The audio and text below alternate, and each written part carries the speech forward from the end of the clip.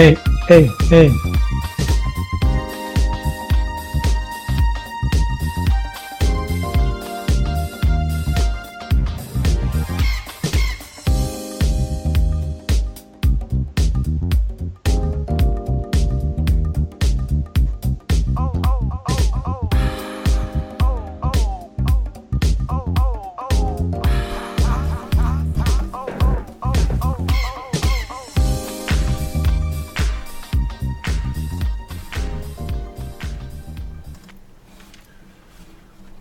Hey, what's up, everybody? Welcome to the original Next Level Gaming show. I am Mike Mullis. AKA. Oh, yeah, that's right. AKA Stinger LG. The Stinger LG. The Stinger. I don't want to share his nickname. Well, I'm afraid if I use Stinger, no one will allow me to use it. I can't use it on PSN. I can't use it apparently on Twitch. No. It's a me, Michael. But you can on Xbox, sir, because it's all about inclusiveness. That's right. Exactly. That is right. Leave no child behind. Thank you. Thank you, Peter. Very well. All right, introduce yourselves, boys. All right. My name is Peter Huitink, AKA HTK 360. Most places, except on Xbox Live. It's just HTK the way it should be. But, there should be an official, tag registry somewhere. Because I've been using this, for the past 45 years. So. Have you really? Well, it's kind of a funny story. My dad started using it without being in gaming or computers or whatsoever. He just, wrote on marking on tennis balls or stuff. He always wrote HTK, so I took that over and made it my Xbox Live tag and everything else, Nice. What does it stand for? Well, it's the first initial, my last name, and the middle letter, and then the last letter. Oh! Yes, it is! That's how you get it. What a revelation on this Thursday, 2019. Wow. In 3 years, Peter, never have I ever even considered that was HTK Hutik. No, Coop, I didn't put it together. He's gonna say I knew it all along. He might have. Coop's a smart guy. Mm-hmm. I think you mentioned it one time in party chat. Yeah, I might have done it. I'd have dropped some hints. Gotcha. Mm-hmm. All right. And to our far right. Yeah. Howdy, y'all gamers. I am Chris Williams, aka Fastback6768. I am a Texan. That's why I said howdy, y'all gamers. I like Mustangs. I'm a cowboy. And those of you that only like Camaros, like that guy Coop in the chat, no. No. He said no. Hey, Coop. That's why he's in the Northwest. If you don't got no Mustang tattooed, you don't have, or Camaro on you, then you don't have nothing to top. Oh, shots fired. Right. Sounds like a drag race underneath the bridge at dawn. Yeah. I'll meet him halfway. Hold on, he's right. It's 6768. I must have mistyped it. Let's try that again. Oh my goodness, that's it. That's it. There we go. I'm being misrepresented. Hold on, it's being still disrespected here. Right. Hold on, it's still not right. Hold on. There we go. Must have been a typo while I was trying to type your name back in after the couple weeks you were out. So, you were still thinking about Peter's HTK. Yeah. Where that? I'm gonna be thinking about that all week now. But you wanna know some more funny story about gamer tags and stuff? Yes. It's like way back when, me little guy on the Commodore 64, and doing some pinballs and stuff. In most games, you need to have a 3-letter abbreviation. So at first my name was Phonetic. That just sounded cool. Oh. Then I was like, you needed that 3-letter abbreviation, and it's like, you can't just say fan. That's like, we're all fans, or a little stupid. So I came up with Mr. Phonetic. So that would be Mr. F. So I carried that for the longest time, and then I started to use HTK, and that stuck, and I'm stuck with it. Well, there's nothing wrong with being stuck with that. Oh no. So I've been using Stinger since, oh my goodness, way back in the day. It was before the NLG, of course, it was just Stinger. It was just, that's how I was known. Like, I still have friends who are in the kind of the PC arena, who I used to game with and do the LAN parties with and stuff like that, and people I've just known for 20, 30 years that just still call me Stinger. Just that's stuck with me as well. I mean, I don't even remember how I picked it. It just came along. It just came along. You got stung. And that's it. And that's it. How long you been using that? Stinger? Did you whenever the 360 started? Or even the OG, right? Way before that. Yeah, I've been using that since I was like 15 years old. Okay. And then when I was a PC gamer, I had that. It goes back a long way. Long way. And I can't remember how I got it. So how long have you been using Fastback? I don't know, maybe going about 10 years or so. Okay. It's funny. I did it with the. I don't remember what I used for my profile on the OG Xbox.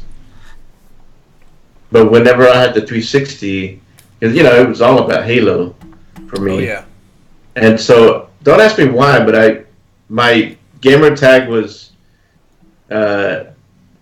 Halo,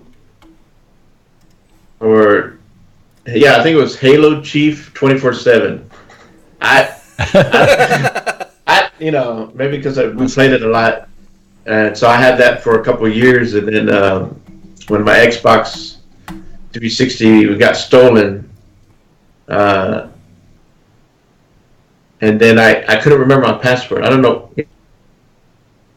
If you didn't know your password or the exact email that you used, you weren't recovering your gamer tag. So that's when I decided, wait a minute, I like Mustangs. My favorite's a Fastback. Okay, let me go Fastback. All right.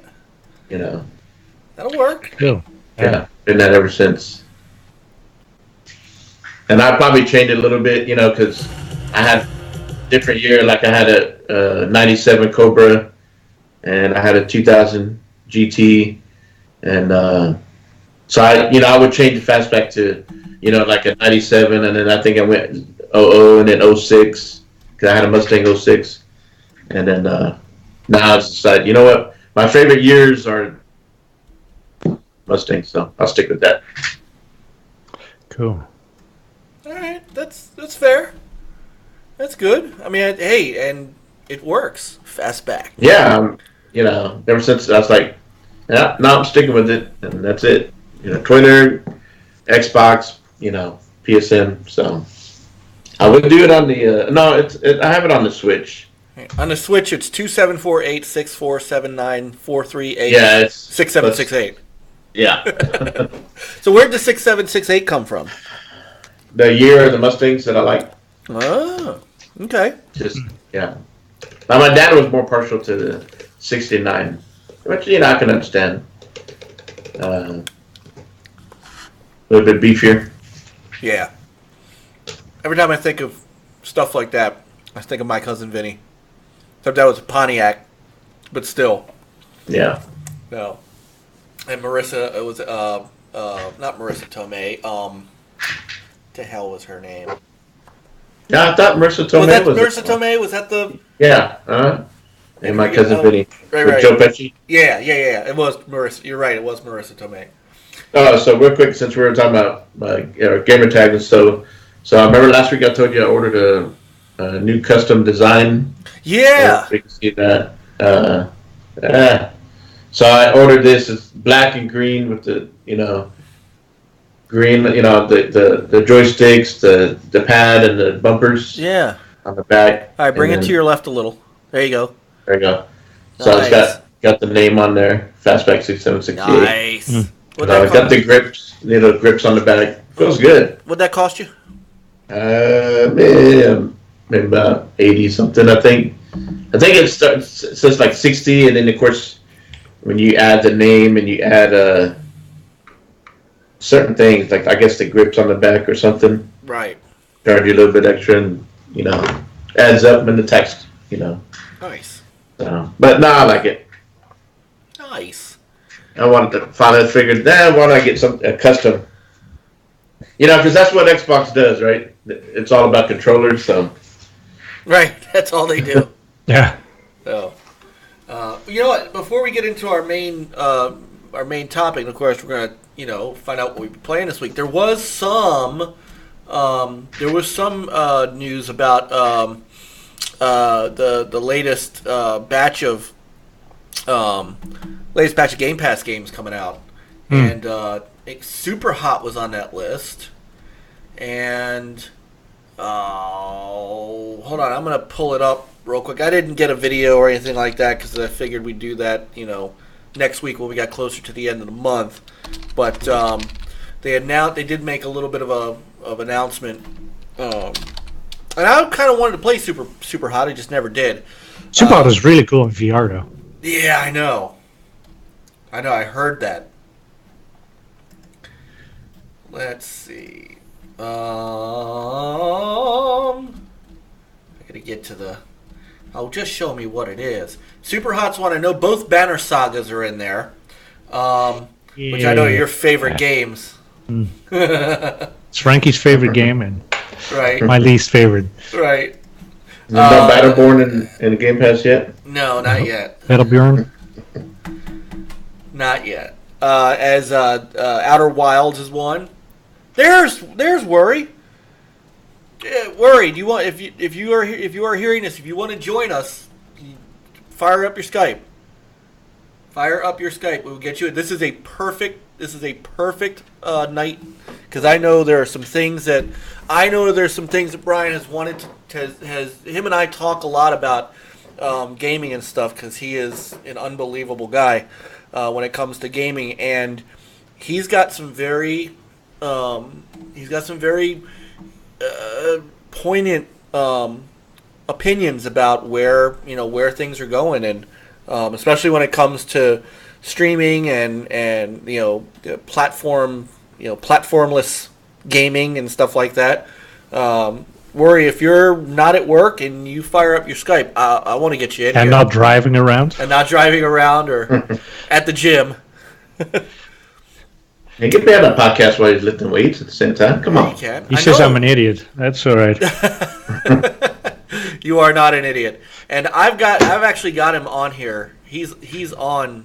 All you gotta do is just sign in. Just sign into your Skype, man, and we'll bring you in if you want to come in.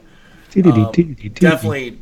Okay, so here's the dates, by the way, for so Metal Gear Survive's coming, Banner Saga, Void Bastards, which is that game that they showed at the Game Pass special show they did, or the ID at Xbox show that looked really cool. Dead by Daylight, Outer Wilds, and then in June, Full Metal Furies, the Banner Saga 2, and Super Hot. So those are the coming soons for Game Pass. So awesome. Yeah. Unfortunately, some good stuff left though. Yeah, that's always like. I know. It's too bad. It is too bad. Yeah, so. But that's the whole deal about the whole Game Pass. It's not a permanent.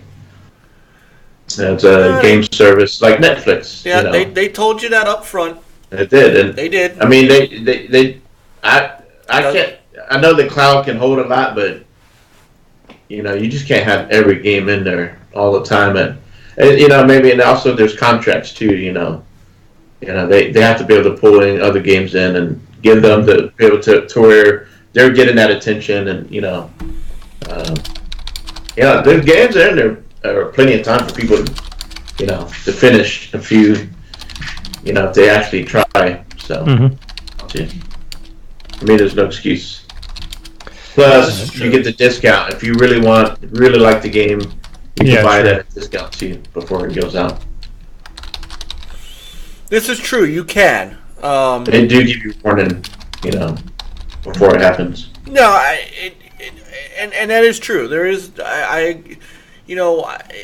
it's disappointing. It's disappointing. Nonetheless, it's still disappointing. Yeah, especially if it's something that you wanted to get to and you didn't get a chance to, and it's like, but that doesn't mean that it may not go back in at some other time. It could. So. This is true. It could. But in the meantime, those are the games that are coming in. Mm-hmm. So what have we been playing this week? I know what I've been doing.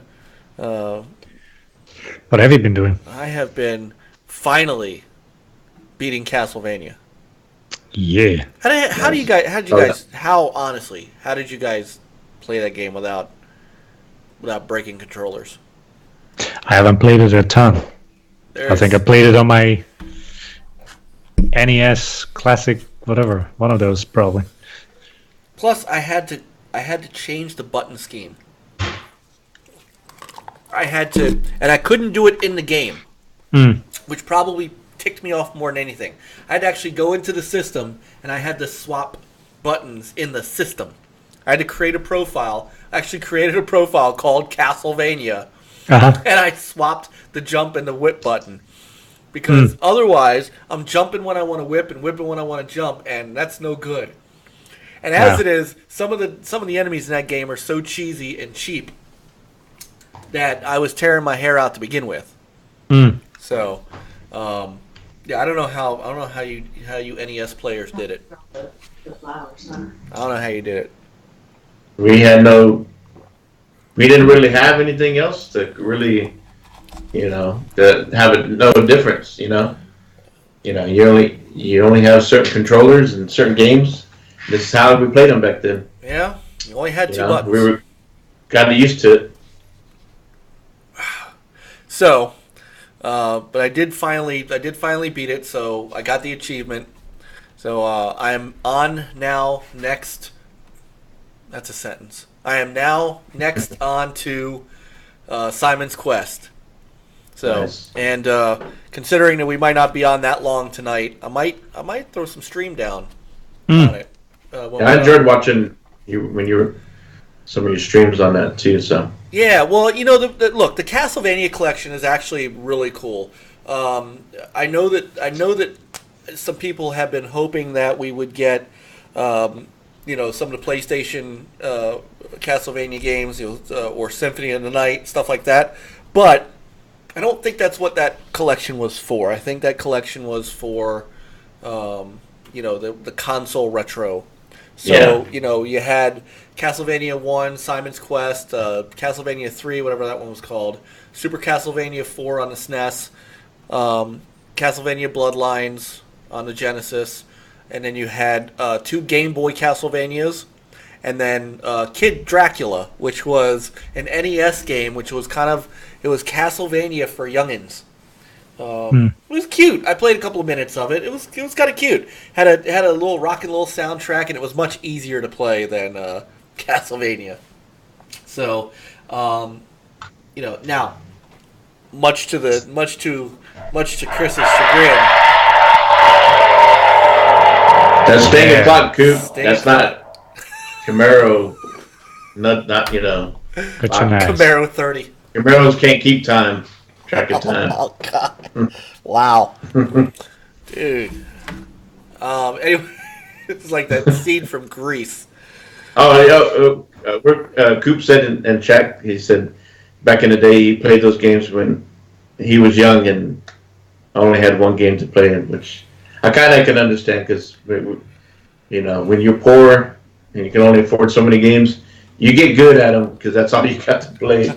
I can understand that. Oh, he said, like a real Mustang, the timing is off. Oh, oh! What are you talking about? Those Chevys they're backwards. He is right though. That thing is 5 minutes fast. I'm sitting there going, wait, it's only 9:55. That was the wrap it up vroom. So anyway, so much to Chris's chagrin, I posted this on Twitter. I hate to tell you, I tried them both, and I'll do another comparison stream, but Bloodlines is better than Castlevania IV. And there, guys, that's, No, you might be right. I mean, I want to get the collection because I didn't get to play the Castlevanias on Sega. Bloodlines was really good. Now, Castlevania IV, because it was a Super Nintendo game, took advantage of the sound chip, so it had a little of that orchestrated, orchestra sound in the soundtrack and stuff like that. But the controls were a little loose. Bloodlines, the controls were tight, and people underestimate how good you can get a soundtrack to sound like on the Genesis. It was only FM sound, but it really could kick some butt. So it had a really cool kicking soundtrack, and it had just really tight controls. One of the things that bothered me about the original Castlevania on the Nintendo was you started to jump, and you couldn't stop your jump. You couldn't jump the other way. You were screwed. So at least in Castlevania IV, I think, and I know in Bloodlines, you could kind of direct your jump. You also, and I know you could do this in both, you can whip diagonally, and in some cases up. Where with Castlevania on the NES, you could whip forward, and that's it. Mm. And so that was a little frustrating. The bosses too, cheap and cheesy. So I cheated and I used the save function, especially with Dracula at the end or Grim Reaper. I guess that's who it was because that's what he was throwing. No, Grim Reaper was before Dracula. Dracula was you had to hit him in the head. And every time I hit him, I saved the game. If I died, I went back to the point to where I was. So, don't tell anybody I did that, though. Don't say anything. We got it on record. It's on Twitch. Yeah. So, anyway, I'm going towards Castlevania 2 tonight. So, Peter, what you been playing? Bing. FarCry New Dawn. Loving it. Also some Sea of Thieves. Yeah, still doing some Tales and Fish a little bit. Yeah. I did love that the other night, by the way. Yeah, Mike, jump in. Okay. All right, good night, everybody. And everybody left. Because you were too slow. I was too slow. I came on right when Nate told me to come on. Nate said, there he is. There he is in the chat. Nate said, come on, Mike. Yeah, and then you said, Nate, you're not on. Well, I thought you were on the boat. So I started, catching in the fish and other stuff. And then you were not there, and I was like... I was standing right there. You know what happened, though? Once you left, I got the message, and it jumped me to another server. So I'm looking around, I'm like, wait a minute, where'd HGK... What is this, the Langoliers? What happened? And so you were gone. I was stuck fishing by myself. Yeah. So... Okay. Anyway, so... what about you, Chris? What have you been up to? Rage 2. So how are you getting along with that? I'm liking it. Yeah? The more I've gotten into it, I'll go on the map and, okay, I need to go here and I've just been hitting different areas, one by one, and I enjoy it. And I know some people said that the world is kind of barren. I mean, I don't know what they expect. I mean, it's a post-apocalyptic world, so you're driving around and you're not going to have much. You're going to have other factions. You're going to come across other factions fighting, and sometimes you will come across other factions also driving, and so you can either chase them and try to attack them and take them out, but that's pretty tough. So and then I started getting into doing upgrades and stuff like that, as far as your weapons and your vehicle and so on. So I'm enjoying it. It's just fun. I mean, you just go around, kick some butt, and do some upgrading. Okay. So no, I look for this is my jam right now.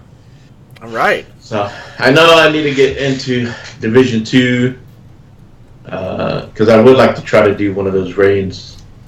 I've been hearing that it's pretty tough for console gamers. So maybe they need a full squad there.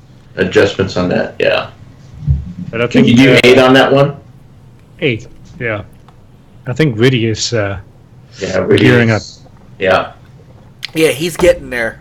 So I think me and Mike, we need to get going, right? Because HK, you're already. Oh, you're already there, right? Him and Coop. Nate, Coop. Yeah. So I gotta hand it to you guys, Peter and Nate, Coop. And you got and like you're doing it this week with FarCry. When you're like me sometimes. When you hit a game, you stick it, and the rest of us just get left behind. Yeah. Yeah. So, Nate just said he helped Whitty to World 1. Nice. So, we got to get back to it. Yeah. We definitely got to get back to it. So, but the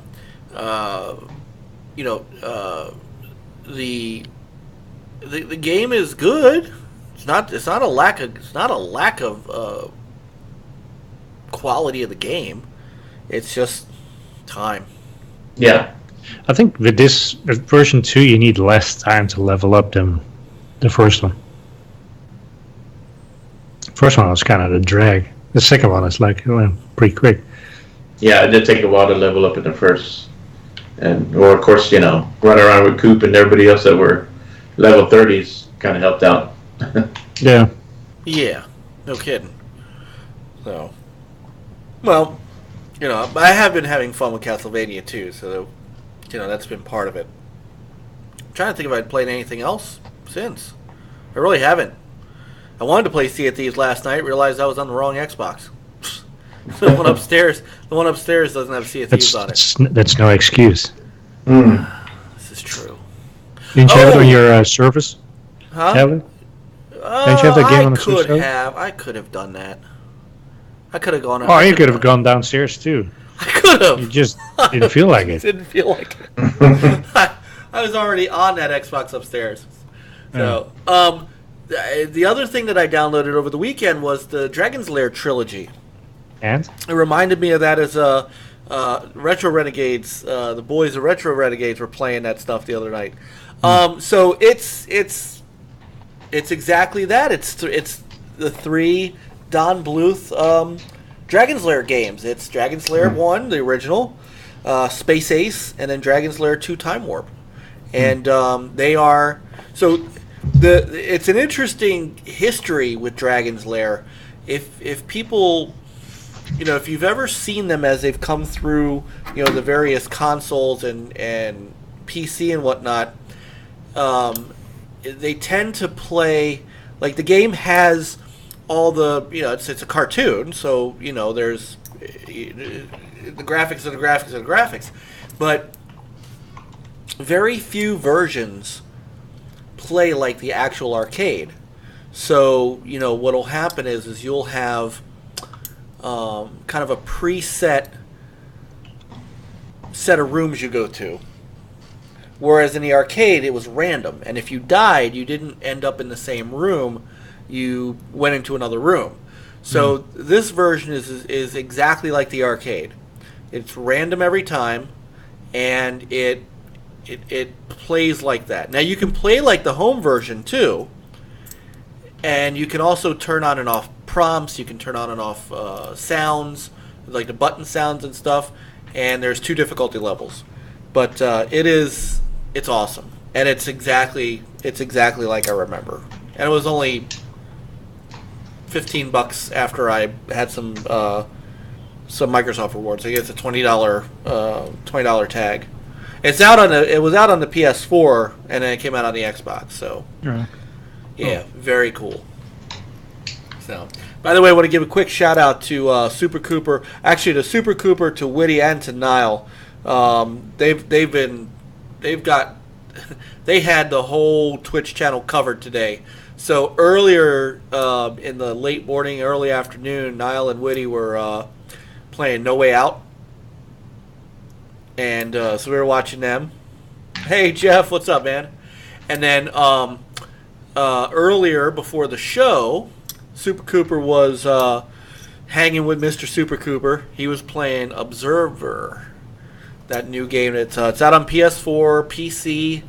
I don't know if it's out on Xbox or not. Is it Observer or Observation? It's one of the two. I thought it was Observation. It might be Observation. Yeah. Observation, thank you. I don't know if it's out on Xbox or not, but I definitely know it's out on PS4 and on PC. It was cool. It looked like a Stanley Kubrick game. It was like straight out of not on Xbox. Yeah, I'm just double checking it. It looked just like 2001: A Space Odyssey. It was interesting. Huh. So, but thank you to all three of those guys for the great streaming they're doing. They're starting to those guys are just they're just streaming like crazy. I'm at work and I see Witty get on, Nile, and then I saw Coop get on right before I got off of work. Yeah, he said they're going to do some more tomorrow. Yeah. So, I mean, it looked a damn sight better than Tacoma, and I'll just leave it at that. Yeah. All right. So let's get to the meat of what we're going to talk about tonight. There's really not much going on right at this moment. It's almost like there's a kind of a lull before the storm. You know, we're let's see, Thursday, 1, 2. We are just over 2 weeks away from E3. Whoa. Or 2 weeks away from what's left of E3, the Microsoft conference. So I'm expecting that starting next week, maybe not next week because next week's sort of a short week with Monday being Memorial Day, but I'm expecting the week of the 3rd to start really ramping up the news prior. And then, of course, as everybody knows, on the 6th, the Thursday before E3 begins, Thursday before all the conferences start, we're going to have our very special pre-E3 show with hopefully Worry Ward, if he's able to make it. I know he wants to be, so if he can be here, that's great. And Sean Foster, our old Nintendo writer. So I'm looking very forward to that. He's getting his retro room ready, his game room ready. So, anyhow, that's coming up. And then, of course, on the 9th, we're going to be once again live streaming the Microsoft press conference and the Bethesda press conference with our live reaction too. And if you guys have seen that before, you know the quality that we're bringing to it.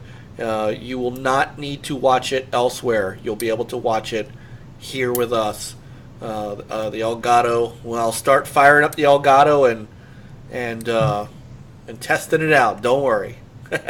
So, but we do have.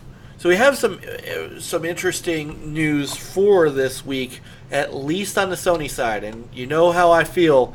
It's always great when we get to talk about Sony. And Sony made some news just based upon their investor meeting that they just had, where, look, they talked about all of their things, but Jim Ryan from the PlayStation division gave a couple of briefs to the investors, and a couple of other statements and things were said that raised some eyebrows. And so we're going to go through that today, and I want to get your reactions. I listened to the developer or to the investor conference. I listened to Jim Ryan's part, so I kind of got an idea of what they were going for, and look, they're very positive and they're very confident going into next gen, and for good reason, So I took some pictures of some of the slides, so we'll give people kind of what they were talking about. One thing that I did see that you brought up, Chris, was we talked last week about the collaboration between Microsoft and Sony that they're going to be doing. But Bloomberg reported that this deal, this little pact that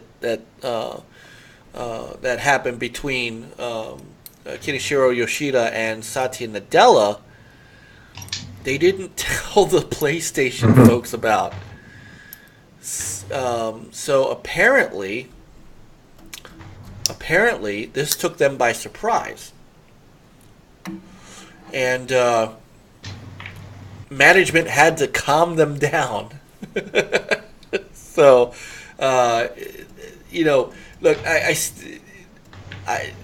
this is what we talked about last week.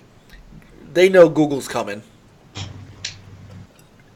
They know that they need a cloud service that's going to run. Gaikai's not doing it. PlayStation Now is great, but they have bigger plans for PlayStation Now. PSN, they've got growth they need to handle. So apparently they went to Amazon first, and then went to Microsoft. And for whatever reason, they decided on Microsoft. So, well, I was listening to other people talk about it, and I think there was something about, they didn't really sign a contract. And, we did say Satya and the Sony VP, I can't remember his name. Yeah, it did show them that they got together and they talked about it. And I'm sure Satya was doing his job, right? He was pitching, hey, Azure can do good things for Sony and so PlayStation as far as cloud services and all that, because that's what Microsoft Xbox provide, right? So I'm sure that there was talk of it, and I'm sure that's just the start of it, and going forward there's going to be say, all right, let's do some negotiations and see what we can do and come up with. So it's not like it's a set in stone, like it's it is happening for sure. Right. No, but it's definitely a intent of doing that. Yes. Right. It's not like maybe. No, it's it's really like probably gonna do this and Amazon and my wife works for Oracle. Doesn't mean Oracle provides cloud services too. They sell cloud to many companies, and my wife has said they have a contract with Sony. Now I don't know what for, but Sony, they. Oh, I'm sure on the financial side. They rent out, they rent out these cloud services. They need servers. So who knows that Amazon might come back and say, well, we can do this for you. So we'll see. It's interesting. It is funny how people made a bigger deal out of it. It's interesting to talk about it, but people I think are blowing it out of proportion without knowing full well what was exactly said and what's going to actually happen. Well, we're not. Yeah. Well, you have two sets of people. You have one set of people that are like dancing on the street, it's like, and then the other ones, it's like, oh, there's absolutely nothing going on. It doesn't mean anything. It's like completely opposite sides. It's like, I know. Well, and as always, we're in the realistic middle. Realistic. The boring, non-TMC. Right. But like we said, I think it's a good deal. I would like to see Xbox, Sony, and Nintendo all be on the cloud services of Azure with Microsoft. I think it would help gaming altogether. You know, like we were talking about cross-play, cross-progression. You know, just a little bit more secure and stable. You know. Well, and that doesn't even mean that stuff has to come out of it. It just means Sony's going to plop their infrastructure on it. So you know, I think what took people by surprise is because Microsoft and Sony are such competitors in the console space that what they're talking about Didn't is Sony say like Xbox is not really a competitor? It's PC. well, they did, but they know that's not the truth. No, I know. You know, Microsoft's kind of said the same thing. We're gunning for, you know, for every. We just want to be everywhere. We just want to be on every device. Yeah. So you know, now during this investor conference, the meeting that they had, something was, you know, the whole push for cloud,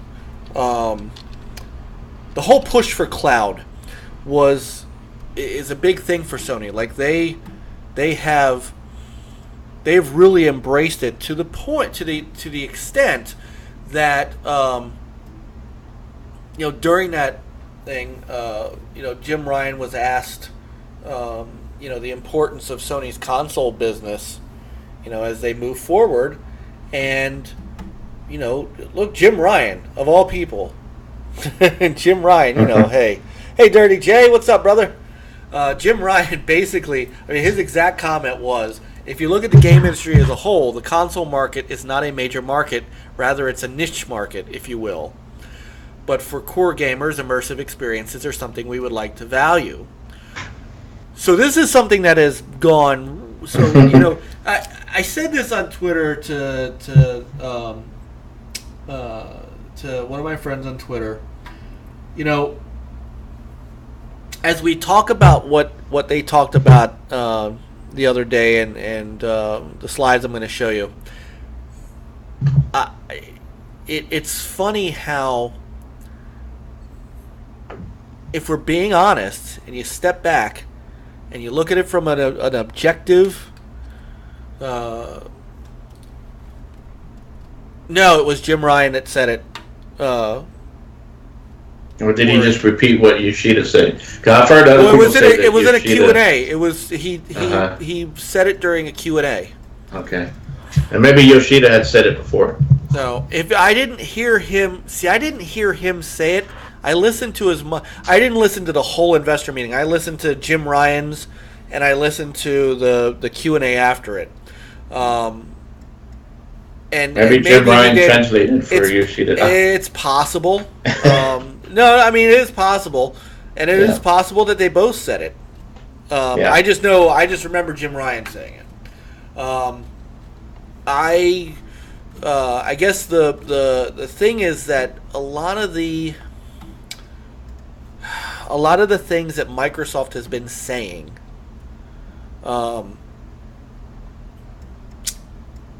that they get hammered on, are things that other companies are now talking about. Power of the cloud, cloud streaming, you know, backward compatibility. Now, let me preface that Sony's not new to backward compatibility. The PS2 had it. The PS3, the OG first. PS3 had it. Yeah. You know, they're not. The PS4 is the only one that doesn't have it. You know, so but in this generation they were. So yeah, I'm looking that up now, Worry, and you're right. So there was 2 times that this was said. Yoshida said it in an interview sometime before, I guess, the investor meeting, and then Jim Ryan. But I do know Jim Ryan said it during the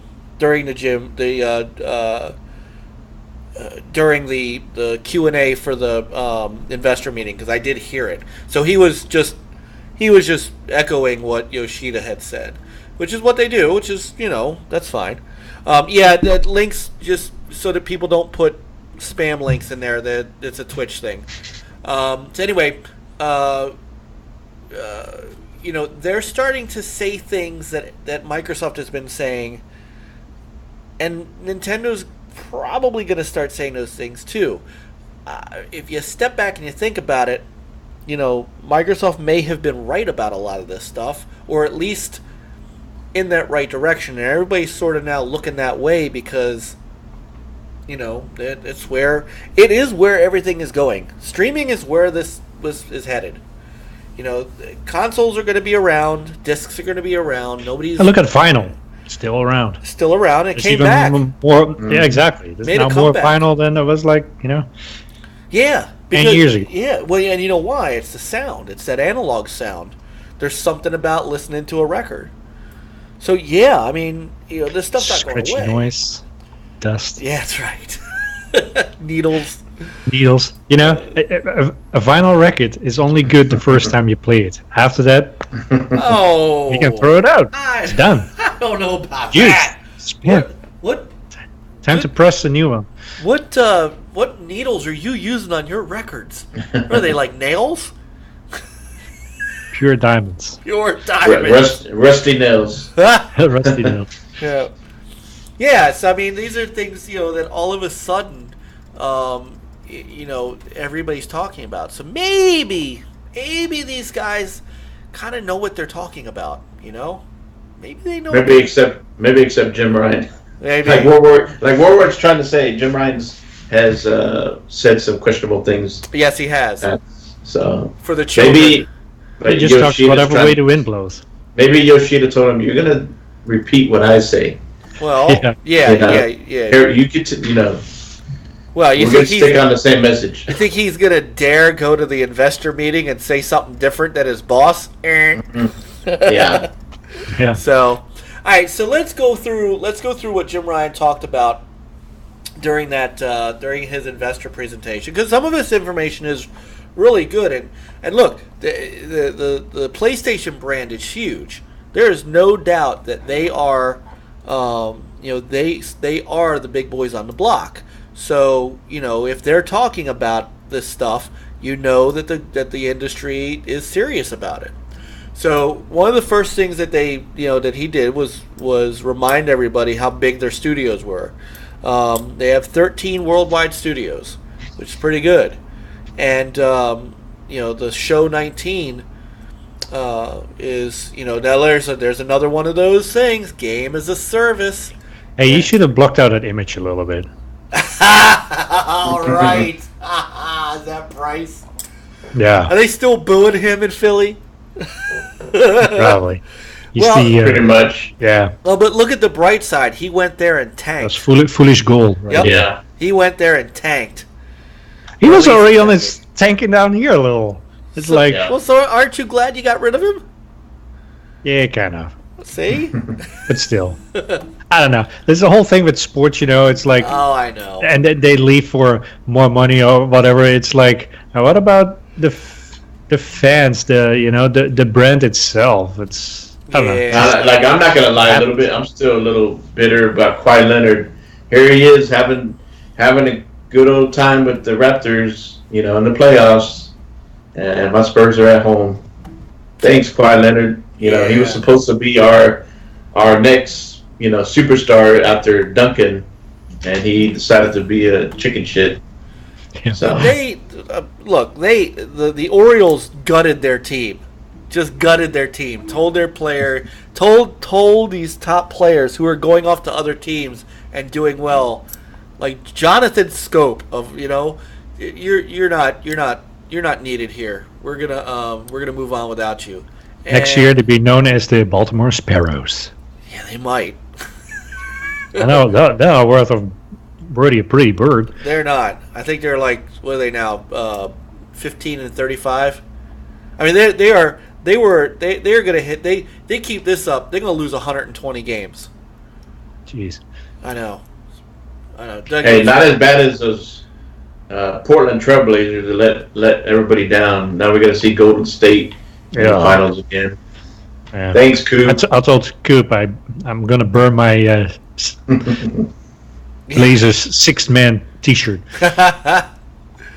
So this I found interesting. I wanted to bring this graph up. So Jim Ryan said our brand is our greatest strength. If you look at the PlayStation brand, check this out. First off, Apple being the top brand is Everywhere. Yeah. I find it interesting that in Britain, the National Health Service is on this list, but that's a whole different conversation. That's a different, That's a whole different conversation. I just find that funny that that's a brand. That you have no choice in that brand. That's a brand. You got to pay for that. But if you look in Europe, the PlayStation is the third most popular brand in all of Great Britain, behind Apple and Lego. It beats out everyone else. In Germany, it is the number 7 most popular brand, behind Apple, Google. Surprised Google is that high up in Germany, but in the United States, it is the 13th biggest brand. And you don't see either Microsoft or Nintendo on this list. That's how powerful the PlayStation brand is. It is basically now. Yes, I saw that Super Cooper, Pinterest and KitchenAid, Netflix, Android. Google. People Samsung. love cooking and baking. So yeah. So, but it's just behind YouTube. I thought that was interesting because that's one of the reasons they're so successful. I mean, their reach is pretty impressive considering, what brands they're lumped in here with. I mean, except for KitchenAid. KitchenAid being more popular than Lego and Nike is a little. That should be a shame. Yeah, they should be ashamed of Well, themselves. they sell that stuff on QVC. They're not, That's true. That's, but it's funny.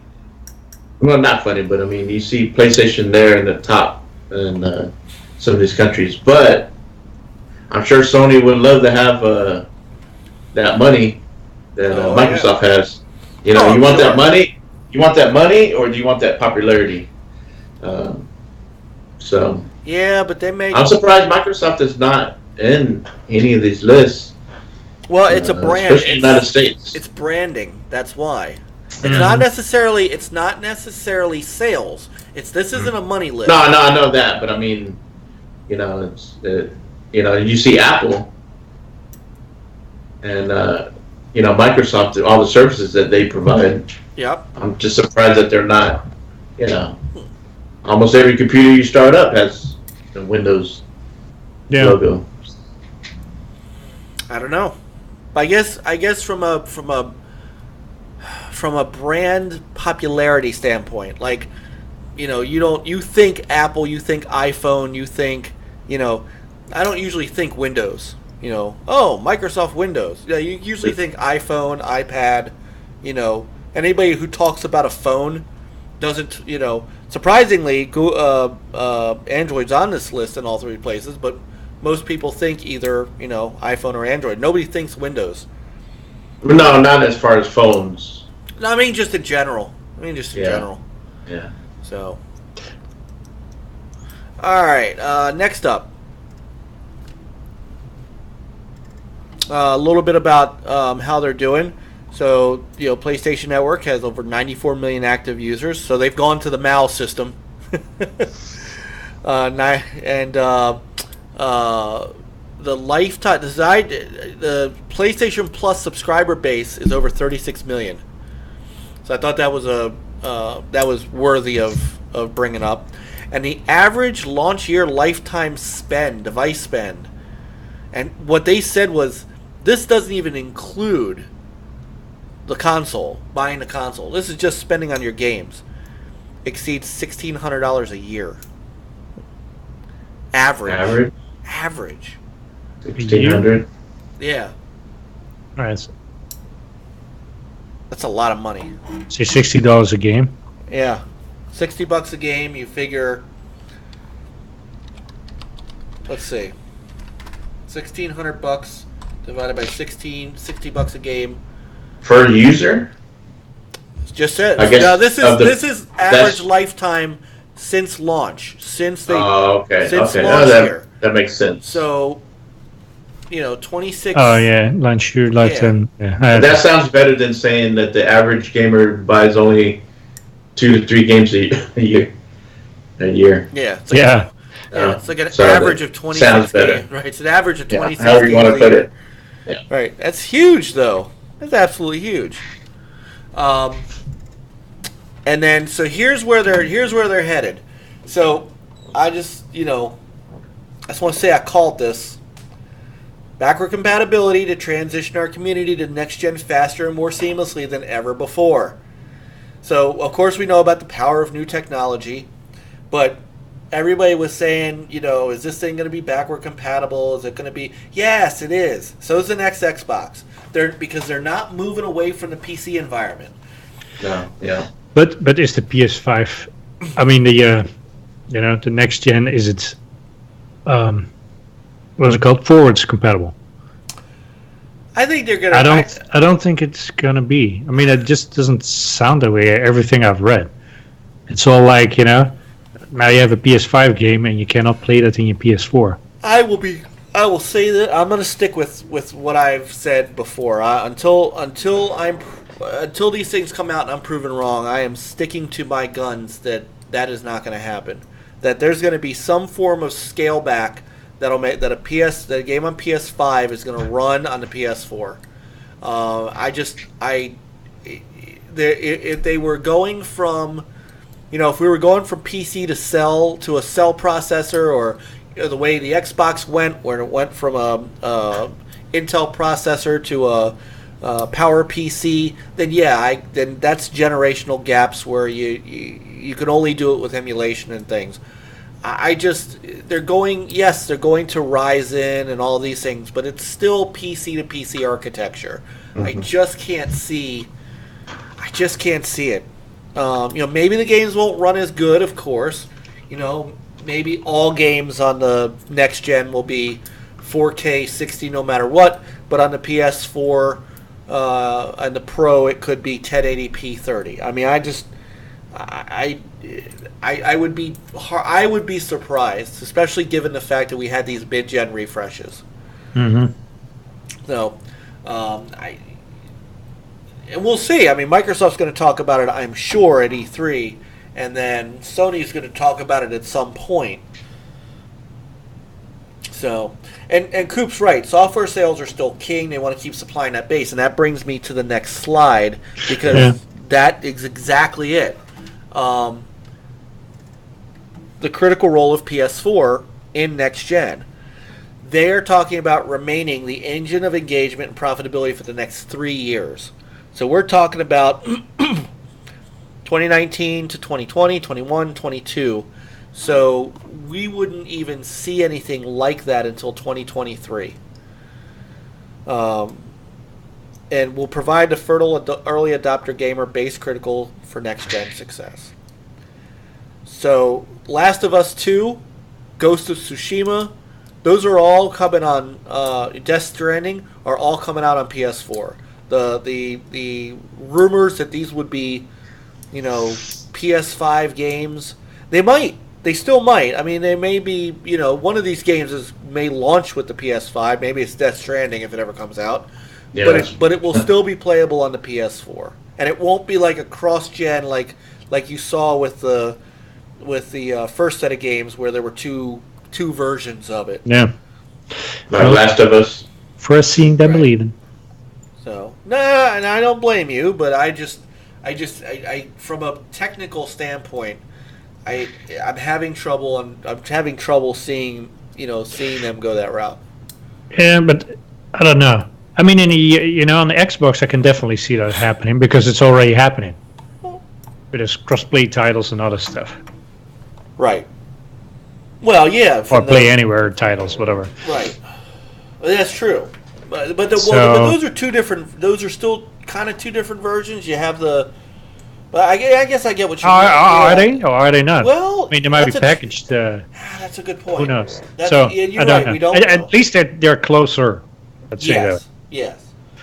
But I think I'm going to stick to my guns that a game disc you buy will play in both, and I hope so. I do too. Hey, maybe 2 discs in the box. That could be. No, I doubt it. Well, it'd be like the old. Well, you know what? So like GameStop, I got here this. All right, here's $5. Well, hey, get another one. That's how these combo Blu-ray packages go. There's a Blu-ray in the package, and then there's a DVD in the package. Yes. And in the HD DVD days, it was. I had it on a separate layer. Yeah. Well, no, you flipped it over. It was on a different side.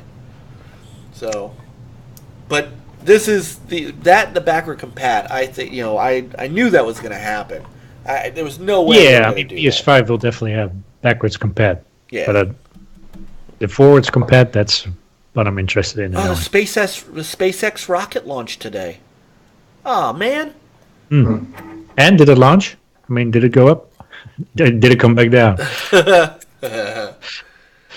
That's the status project, yeah. So here. But that's awesome though. Yeah. You can see that. Oh yeah.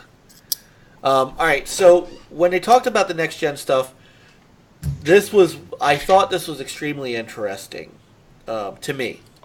So the things they talked about at the top, Jim Ryan said, "This is what we said so far."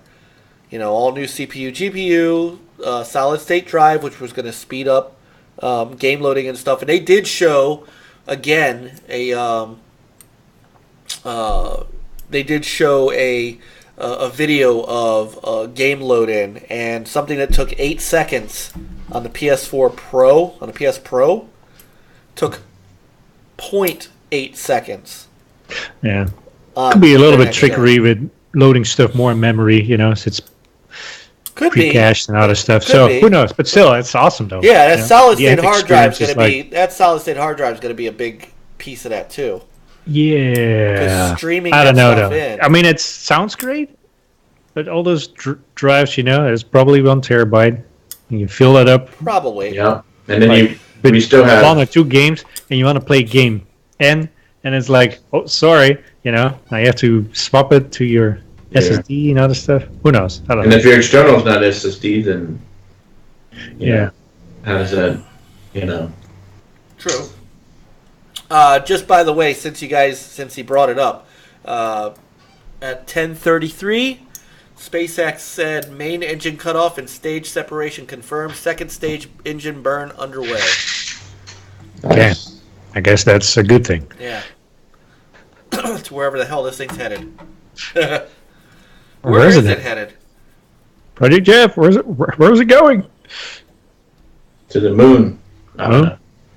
Space station? Mars? I don't know. Not Mars. Was it launching? No idea. Satellite. Coop said that he. They're deploying satellites. Cool. Falcon 9 and Falcon 60 Starlink satellites. These satellites will connect the globe with reliable and affordable high-speed broadband services. Is this still a thing, using satellites? I guess. People out in the country. Yep. Yeah, HughesNet is still a big thing. It orbit. Stop it, Jeff. Stop it. Stop it. Oh. To the moon, Alice. To the moon. But is it it's probably still sucky for gaming though. Latencies and other stuff. Oh, I'm sure. Yeah. My brother, he lived out in the sticks for a while, and his service sucked. Well, before I remember the original, I had direct PC. It was before it was HughesNet, and you had to have it. This is the way it worked. This is so bad.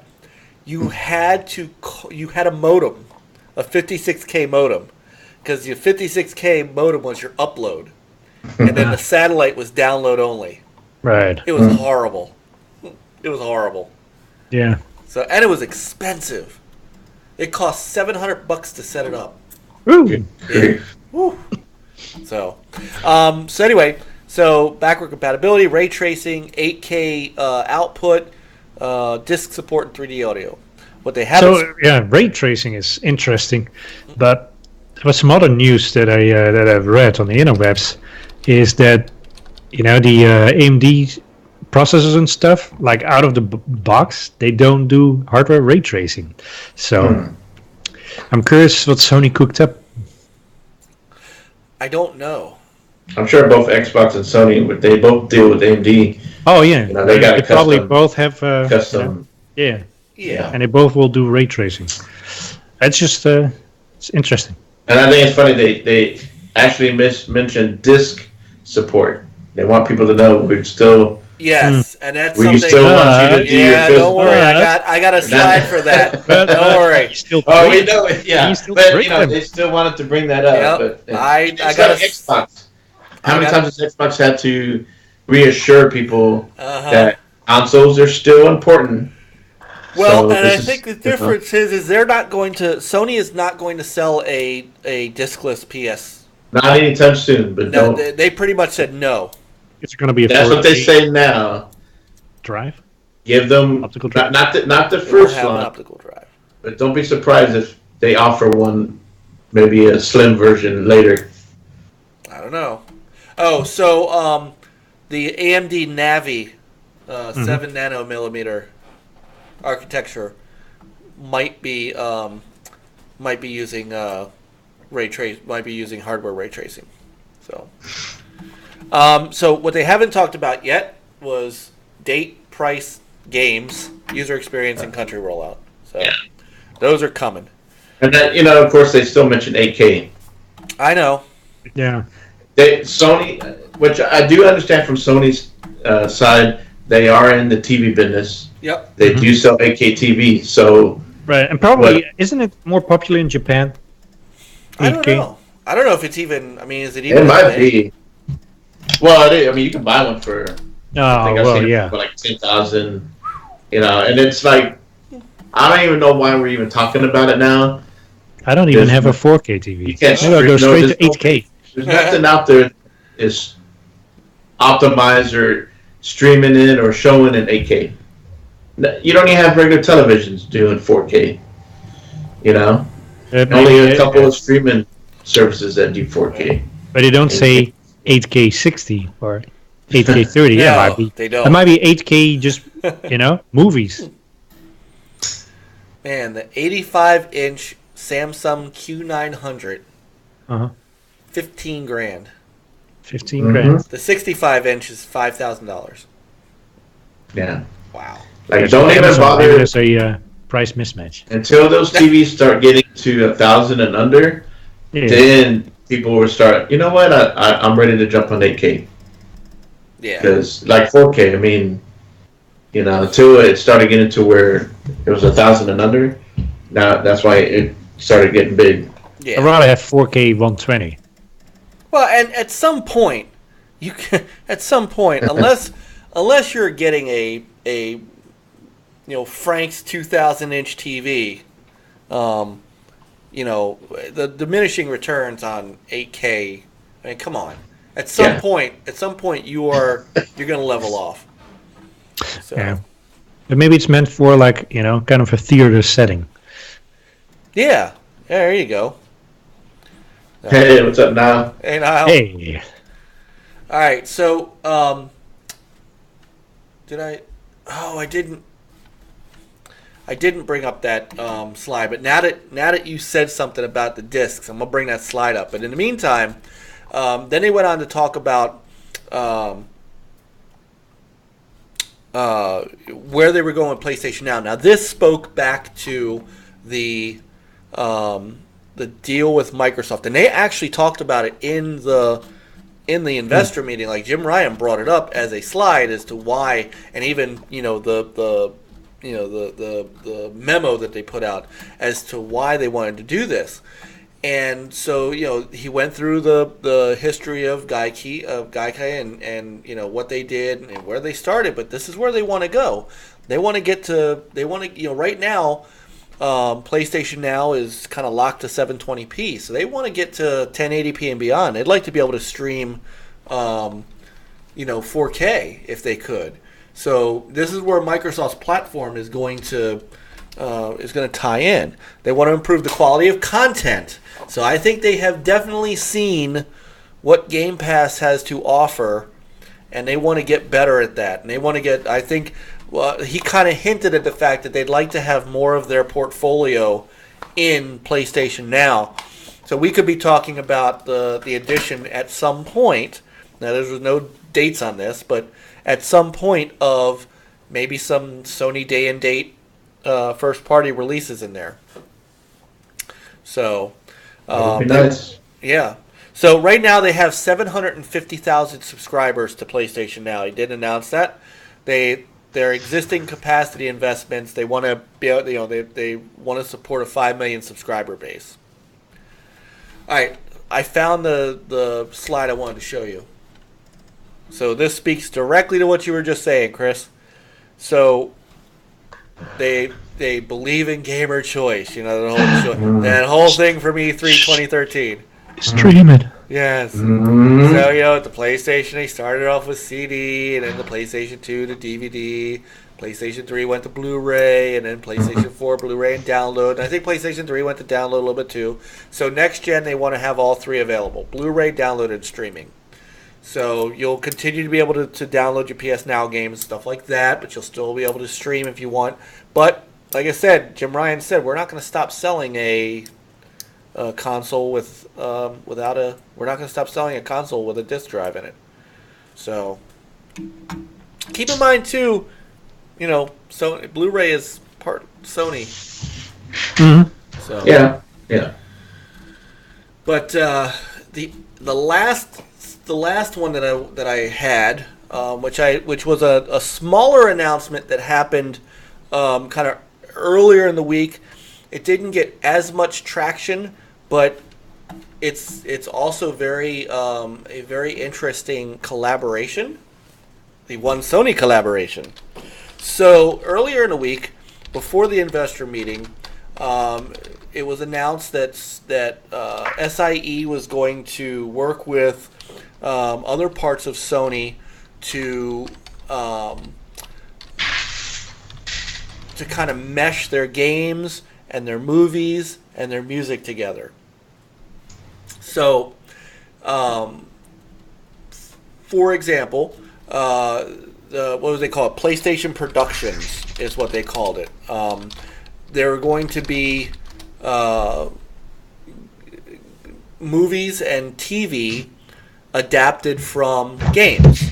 So you're gonna, and it kind of, there was a I don't know if you guys saw it. There was a little thing that Sony put out a week ago, maybe a week and a half ago, called Raising Kratos, a little documentary on God of War and that kind of thing.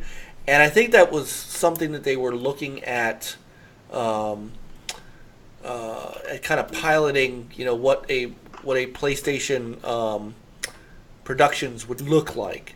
And it's going to be overseen by Sean Layden. Hey, too much food. What's up, man? And I had heard that they were going to start with Twisted Metal. Now, I don't know if that's exactly what they're going to do, but they want to take their games, they want to bring them to, to the movies. Try to make some, make some new movie games. The other piece is, if you look on the left-hand side, original music for first-party games. So they want to tap into Sony music artists to make their soundtracks. I think which is great. They've got Sony art. Sony Music has plenty of artists. Yeah. So makes sense. Yeah. So, this is this is where Sony is headed. They want to get into, Microsoft tried this and it didn't work out real well. Remember, they were trying to make the Halo stuff, and but the thing with Sony is they've got Sony Pictures, they've got Sony Music, they've got the resources to do this. Yeah, they've been in the entertainment business for quite a while. They have the resources. Yeah. So this makes sense. Microsoft does not. Yeah. So they have to. and they're not the only ones that have done this. If you remember the Assassin's Creed movie, with Michael Fassbender and Warcraft. So other developers have tried to do this, and of course, we've had the Tomb Raider series. We've had. I'm trying to think what else. There was a Ratchet and Clank movie. So other. This is not the first, but this is really one of the first times that we've heard them kind of utilizing their in-house motion picture company. Yeah. So this could be really interesting stuff. Yeah. Yeah, that Assassin's Creed movie did suck. They can bring original Sony content that provided from the games where I don't think every game should be turned into a movie per se, like live action movie, but like an animation. Like I like the way Netflix has been doing it. Like they have, Castlevania animation series. Oh yeah, that's great. And in fact, Netflix is going to be at E3, so we're probably going to see some more. Maybe. They're going to have some of their games, some of their, like Stranger Things, supposedly going to have a game. So you're probably going to see some things that they will have, crossover into games and the movies, something interesting like that. So I would like to see Xbox kind of team up with Netflix. And, like Disney had Netflix to do some Marvel stuff. Why can't Xbox do that? And maybe have a Gears series, something on Halo, or Well, they keep trying to bring Halo to the screen, but they keep and it's I don't know, it hasn't done anything. Just get with Netflix and let Netflix handle the whole production deal and get into actors and writing and all that. Yeah. That's someone else that knows how to do it. And so Sony, what they're doing, they had that done. So, so Sony's in a good position. Yeah, they are. Going in, and Annihilator said he was worried about the PS5, but I don't know what really there is to worry about. I mean, you're still gonna. They're showing that you're still gonna be able to buy a traditional console, and you can still play physical. But then you have choices, and you still, if you want to download digital. And now they're going to provide streaming, and if they're going to be using Azure cloud services, that's good. So, and PS Now, if it's going to improve and be more like Game Pass and maybe day-of-date games in, even better. Can you imagine? That'd be awesome. That would be very big, and they'll make a lot of money. So, it's just it's where everybody's going. Everybody's so worried. You still can be playing console. You can play on PC, and now you can play on mobile or tablet or whatever, and you can stream to that device. Right. So I don't know why anybody's worried about. My traditional gaming is going away. It's not. No. Not anytime soon. Yeah. No. Still need hardware to run these things, but. That cloud service, I'm sure it's going to have its hiccups. Right.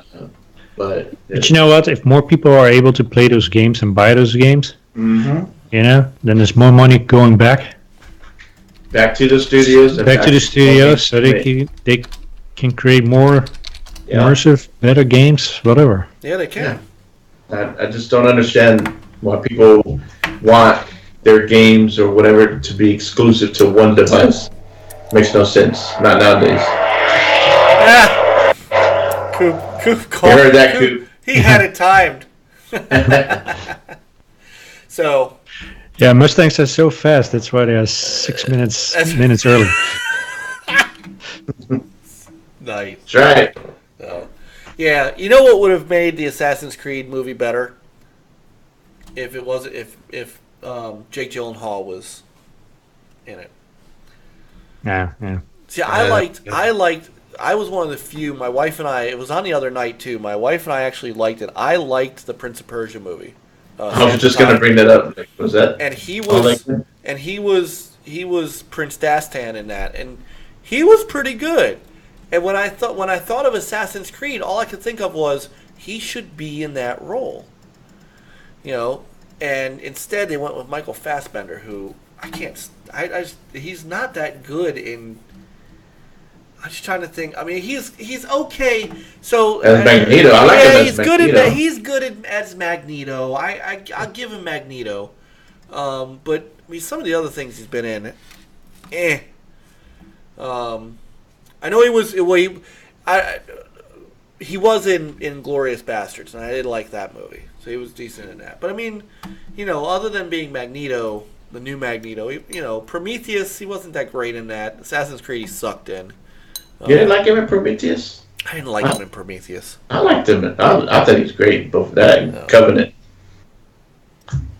Yeah, there's just too much that they could have done, better. Michael Fassbender was just not the right. He was not the right call for that movie. It may not be his fault though. It's just maybe that's the way it was. The whole thing was handled. Possibly. Yeah. Anyway, so now we don't have to worry about it because I don't think there's going to be a sequel.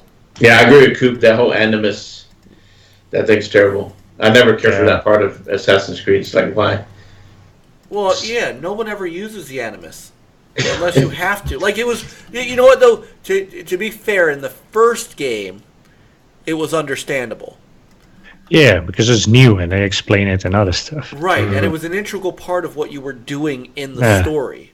Yeah. Once you know that, then there's no point except being a nuisance. Right. Yeah. So, anyway.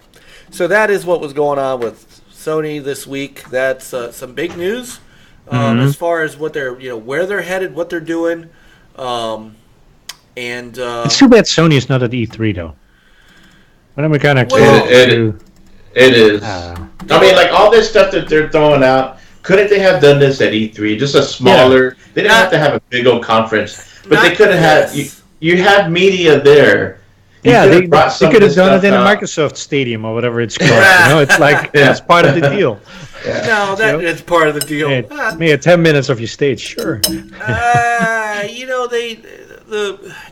Because this was an investor meeting. This was in front of. No, I know. Not the same presentation, but just I don't know. Just they didn't have any games to show. That's why they didn't. That's why they're not there.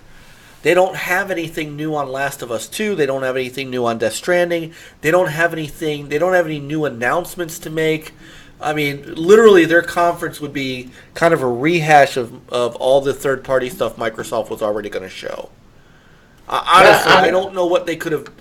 You could have put a guy with a flute on stage. You could have brought back the orchestra back from the. The orchestra is cool. Yeah, but see, the thing is, people get so caught up in that the E3. It's about exclusives. Yes, Xbox and Sony, they're there to show off what they're going to bring, but along with what the third-party developers are too, and so. Where are those games being played on?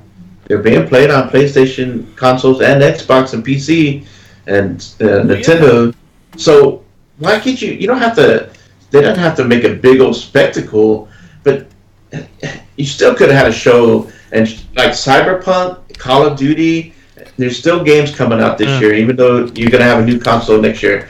It's like you said. They could have done a Sony Fan Fest kind of thing. Yeah. Just for the fans.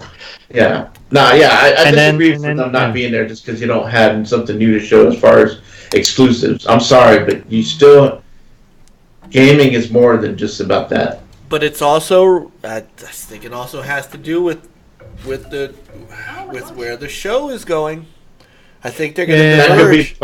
Could be, yeah. That could be behind the scenes that, the E3 itself is struggling to, maintain the, keeping these the publishers and so on. But it could have had a separate thing outside of E3, what the other ones are doing. Just, a theater for a day, half a day, and Well, do something. I don't know. Just as a celebration of games and gaming and. Yeah, exactly. With your developers and the media's there. I mean, that's. well, the media isn't as there. I mean, it's not a media show anymore, which is part of the problem. It's a fan show. Yeah. A lot And of they people used in the to- media Yeah. aren't going to get a chance to get down on the floor and play half these games because all the other people are going to be there. Can we tell them that they're also fans on the East Coast?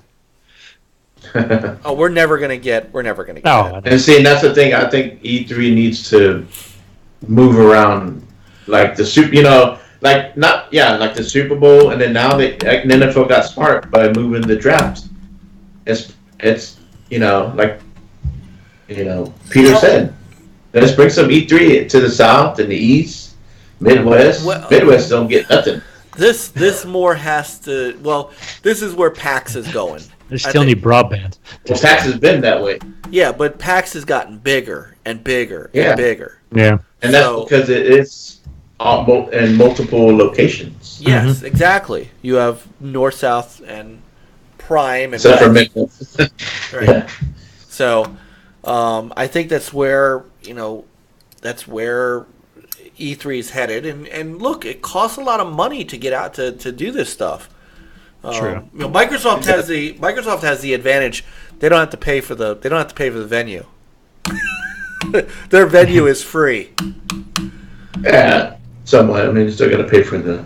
Well, but you setups, know what I mean. but- It's their True. theater. And money goes in, and a dollar goes in, and a dollar comes back out, or whatever. Yeah. So, and look, if what we think is true, and Microsoft is going to have Cyberpunk on their stage, and all accounts say that that's probably going to happen, Sony showing it ain't going to show you much. People are already going to have seen it. The only thing, I just don't know what they could show that would be worth their while that gamers wouldn't have already seen in the lead up. Because remember, you also have Bethesda going on that night too. So, Well, they could have. You know how like Nintendo, they don't have a live conference. yeah. Or maybe, but Sony could have done a state of play at E3 where it's a little bit longer. Maybe 30 minutes instead of 15 minutes. Well, they might still do that. They probably will. No one said that they weren't. No one said they hadn't announced their next one. Yeah. They might do one in June. Maybe a week before. The last one was May 9th. So, the next one could be June 6th. Mm-hmm. Give us something else to talk about right before the show. Yeah. So, I wouldn't count that out. I understand, why they're not going to have a booth presence. But they're not even going to have a booth. That's the funny part. Yeah. They're They're not going to have any setups on the floor at all. nope. I mean, I'm sure some of the games will be Third party still companies. playable on the PS4 though. Well, absolutely, Right. and third parties Yeah. are going to have Yeah. their stuff on. Like Sega's booth, will have probably all PS4 stuff because Sega doesn't do anything for the Xbox. Remember that, by the way? Do you remember that? That rumor, Microsoft and Sega yeah. teaming up. Mm-hmm. Teaming up. They're going to team up, and next thing you know, pretty much everything is PlayStation for Sega. Like, Sega won't even bring their Yakuza or Atlas games to the Xbox. Like, they're just you're getting Sonic Racing, which is fine, but you're not getting much else. Like, Sega has all but pretty much put their lot in with Sony. I thought Sega though was changing that tune and was going to start looking at being multi-plat and not just one. They should have been multi-plat from the beginning. It should have been, but you know how some of these studios, it's expensive to develop for multiple platforms, and maybe just they You know, they just stuck with Sony. Yeah. I don't know. Doesn't make sense to me. Like, to me, Yakuza has been a popular series, and Persona 5, which ain't my thing, but there would have been plenty of people who would have played it on Xbox too.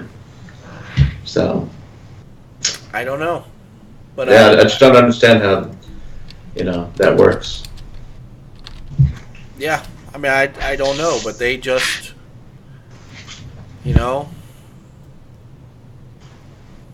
Like, look at Hellblade. I think it's a good thing that they came out on Xbox also. Make it a little bit extra. Now they're part of Xbox. Yeah. So it's But yeah. I mean, like, probably Jeff. I'm excited for E3. I'm not. I don't think people should. People should just go to E3 when you're watching it. Don't sit there and expect the world. Like, if the shows don't give you exactly what you want, what you're dreaming in your head, because that's never going to happen. No. No. I mean, just go in there and see what's new, and hey, that looks good, and I wouldn't mind playing that. That's the way I go in all the conferences. Like, I just enjoy seeing these developer studios. It's amazing that they're able to bring these games and what they can do. Even the small games. Like, I was excited last year when we saw a couple indie games that were shown on the Xbox stage. Oh, yeah, I know what you're talking about. And we haven't heard anything more about them when they're coming out. And but we went through that with Ashen and Below. I mean, look at Below. I mean, everybody was talking about it so much when it was first shown, and then took so many years it comes out, and it's like, eh. So, well, I don't know. I don't know. I just, look, I can only tell you what I can only tell you what these folks are doing. I'm looking at the floor plans for E3, and the only one out of the big three who are setting up shop is Nintendo, and they're in the West Hall, kind of not by themselves, but they've got the most space. They're kind of sitting in there with Oculus and Sega and Unreal Garden and Xseed Games, Indiecade. So I mean, this thing is not what it used to be. Yeah, especially when you don't have Xbox and Sony right there across from each other. You don't. You just don't. It's sad. It's a sad day. It's a sad year. It'll still be fun. It'll be fun, but I'm talking from you gotta remember, I'm an old E3 guy. Where you want to be there, you want to see the big guys, not just along with the other guys, but right, the three big guys, right. And that's not the case anymore. Yeah, it really isn't. And what's funny is Nintendo has a bigger presence this year, than they've had in the past few years. Where wasn't there a couple of years where they didn't have any presence on the floor? They just did their stream and that was it. Yeah, there was 2 years ago. They did their stream. They had nothing but Mario on the floor. That's all they had. It was either Mario or Zelda, one of the two. Yeah. Yeah. And that was it. So this is a different time, guys. It's a different, it's. Who was it? EA's not going to be there, right? Correct, because they have. But they are having something. Yeah, they have their EA Play, which will be on Saturday. Which is being done in the same city, right? Yes. Okay. Yeah. So Is E3 that expensive for these? it used to be. It used to cost a lot of money.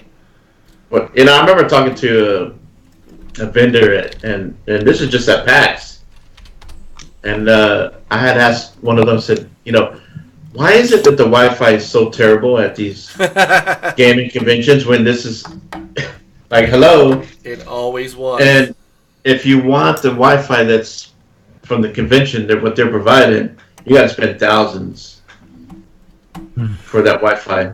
Oh yeah. No, it used Setup. to. I had heard some folks spent, small companies spent $100,000 to $100,000 to show.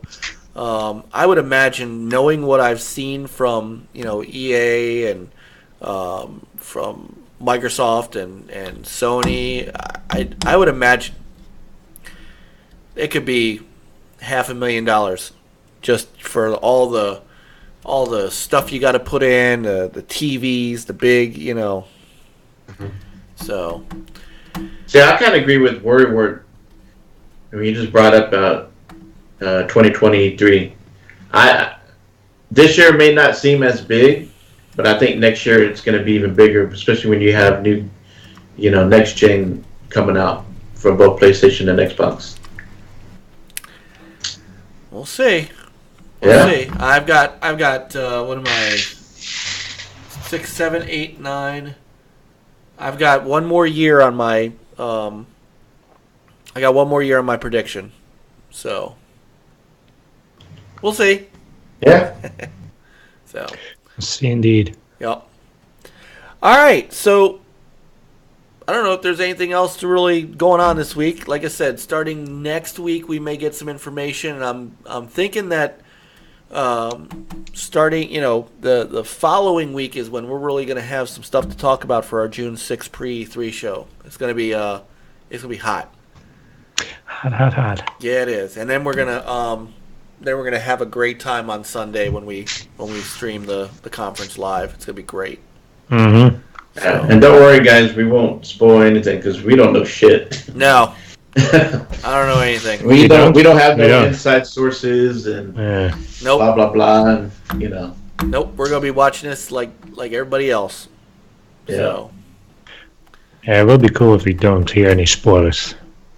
It's gonna be I try pretty not hard. to read anything on Twitter. Yeah. You see all kinds of stuff. I'm like, let me gloss over that.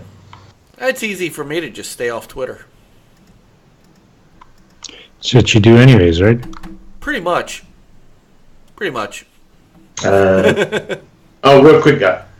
wanted to kind of go back real quick on the whole Microsoft and Sony, talking about kind of Yeah. not so much teaming up. I mean, yeah, they are in a way. They're looking at but possible collaborations. Collaboration, business, more so. But everybody's like, it's all kumbaya. Competition's over, and I don't agree with that. They can still compete. They can still work together on some things, right? Sony wants to. Microsoft's going to provide the cloud service to Sony, but Sony's still going to compete. They're still going to compete with each other. It's just like you look at other companies, examples like Ford and Chevy, other auto dealers. There's times when, they're like, hey, let's come together and let's make. And I've heard, they've done it before, where they're like, let's do a transmission together. And Yeah, well, what about electric vehicles, batteries, and other stuff? Yeah. There's been with Toyota and Subaru have teamed up where there's a Subaru motor inside of Toyota, or vice versa. I mean, it happens all the time at many companies where they come together and they come to an agreement. Let's do this together, collaboration, but they're still competing at the same time. So Ford would have Mazda engines in them. yeah, Ford and Mazda have worked together. It's just the way of the world. Yeah, I mean, it's happened all over in many companies. It really So has. it's nothing new. It's not the end of competition.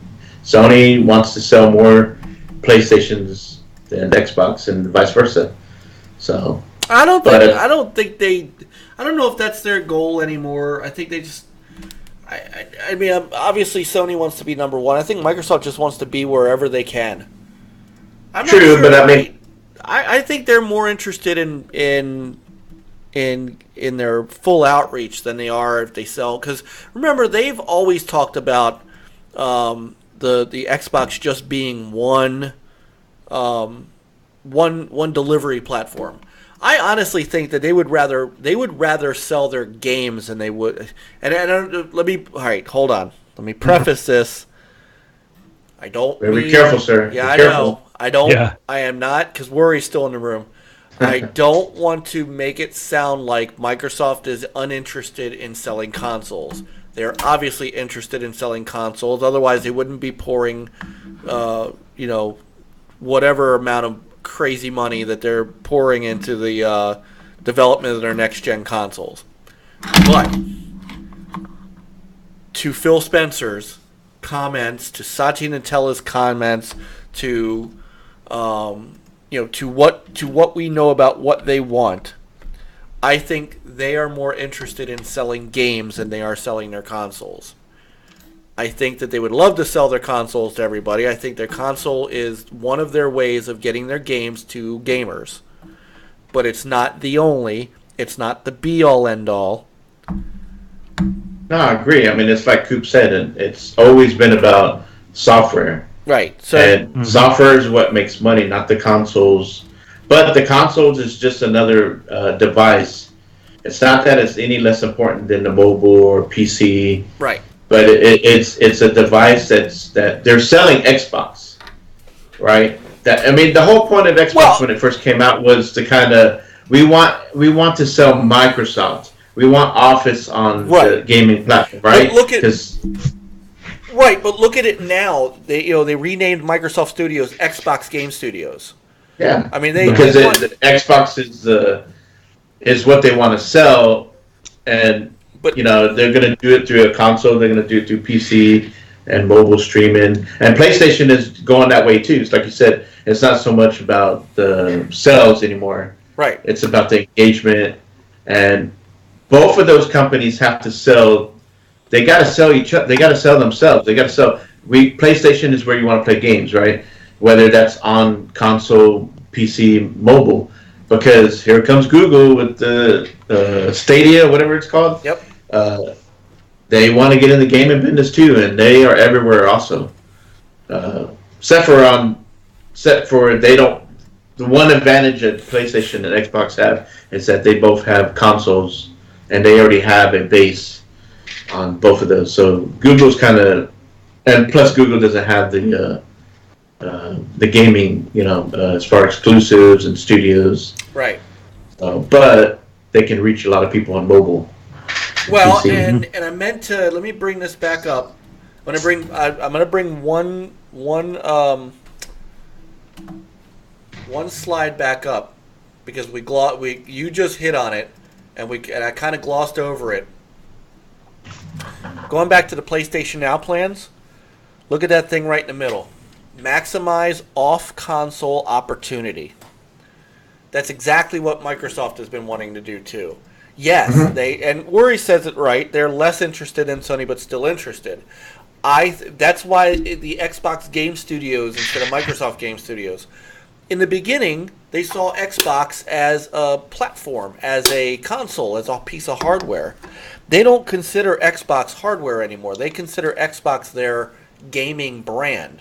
The Xbox console is just one of their delivery points.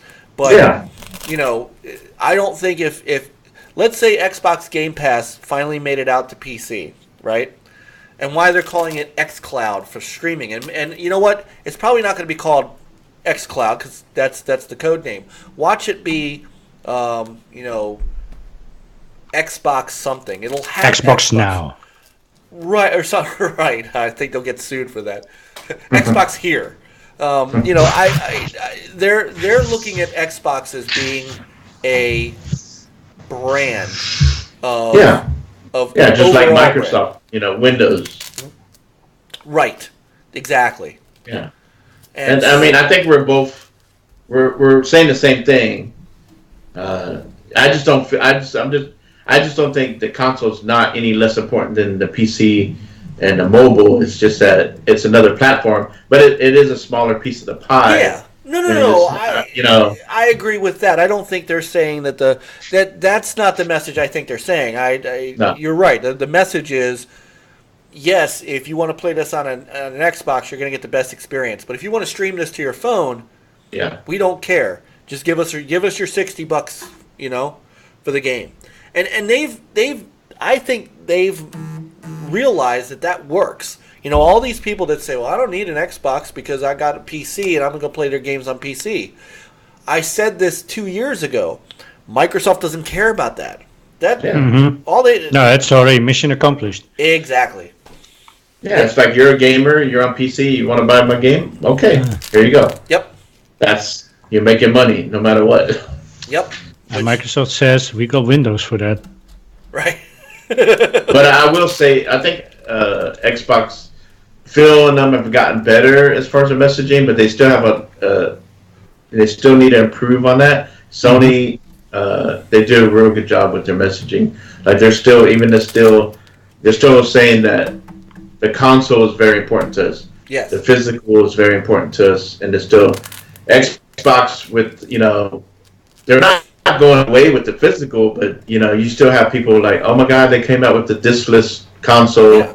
That's it. Physical is going away. Xbox doesn't care about console is physical, and it's going to be all digital, and you're not going to own your games anymore. And it's like blah blah blah, and it's just the optics that coming from Xbox side is, makes some look like the bad guy, and Sony's the good guy, and and again, they're showing it right here.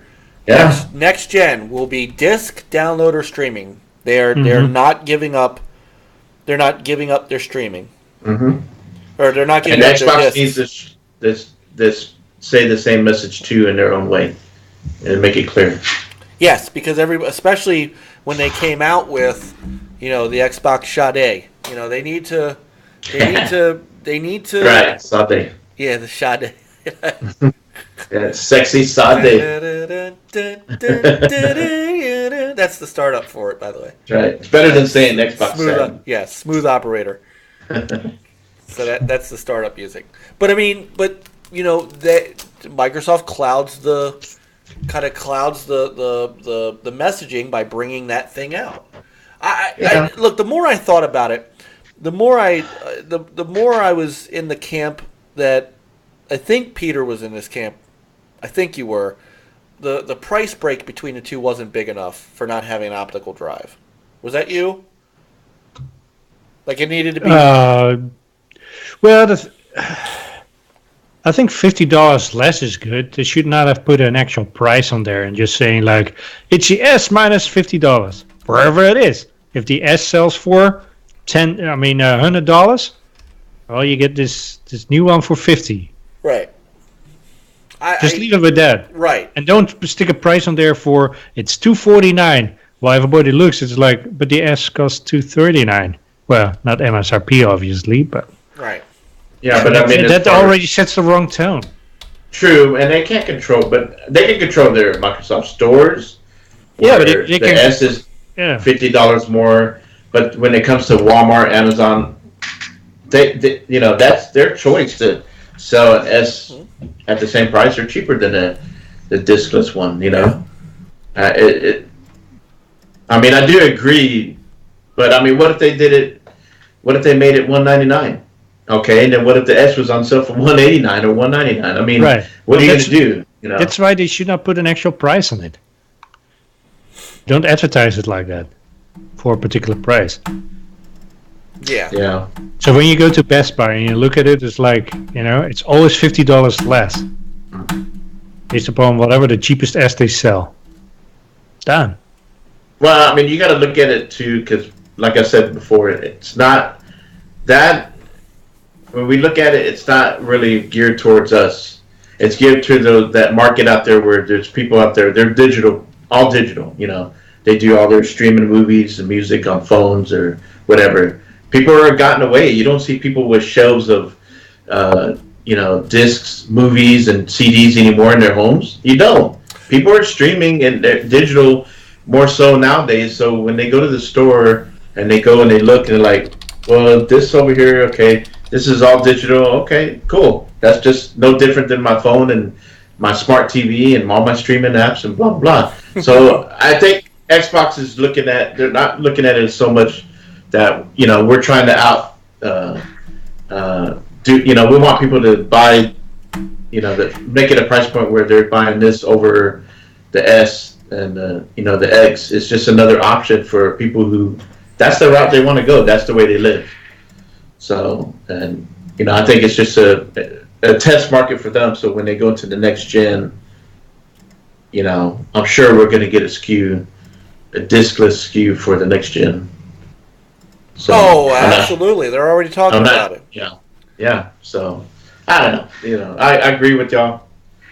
But at the same time, it's like, I don't think it's a big deal. I don't know. It's not so much. I guess not so much. It's. And that's probably why they didn't. And I do agree with them. To me, I thought they were smart about not spending all this research and development to make some new, slick-looking, smaller version of a diskless. Like, you already have all the resources there. Right. You just don't cut the slit. Remove the hard drive, the disk drive, and don't cut the slit when you do the, making the case. And they save money in the long run. So. Yeah. So who knows? I don't know if they're making money off of it or not. So we'll see later on. But Sony pretty much. I think this is their route. You're gonna have one SKU. It's gonna be the PS5 or whatever they call it, and that's. I mean, it's smart. I mean, that's what they did in 2013, right? Their messaging was on point. It's like, this is a gaming console. This is still traditional. It's the latest and greatest, but you don't have to change the way you want to game. And Xbox went the whole entertainment, but that appealed to me. I was good with what Xbox messaging was because it spoke to me, but it didn't speak to all the other, just your average gamers out there who didn't care about all the other fluff. So Xbox has to bring their messaging. If they're going to have two SKUs, how are you going to bring that across to, us hardcore gamers along with the casuals, to where when they go to the store, what's going to make them want to buy an Xbox over a PS5? And to me, the number one thing has got to be price. So it's going to be very interesting to see the price of the Anaconda. Is it going to compete with the price of the PS5? Or is it going to be the luxury version and what was the one below it? That's going to be the competing with the PS5 and be either same price or cheaper. Right. Yeah. I don't know. The Nina, the Pinta, and the Santa Maria. You're gonna have all three of them. Yeah. No, I don't know. We're 2 weeks away, so I have a feel we're gonna get some of these. I think we're gonna get some of these questions answered. It's getting exciting, and I disagree with Niall. He says the Xbox ain't gonna have nothing new. They're gonna have something new. Of course, they're gonna have new stuff. They're gonna have something. Yeah. Of course they are. You're gonna start seeing.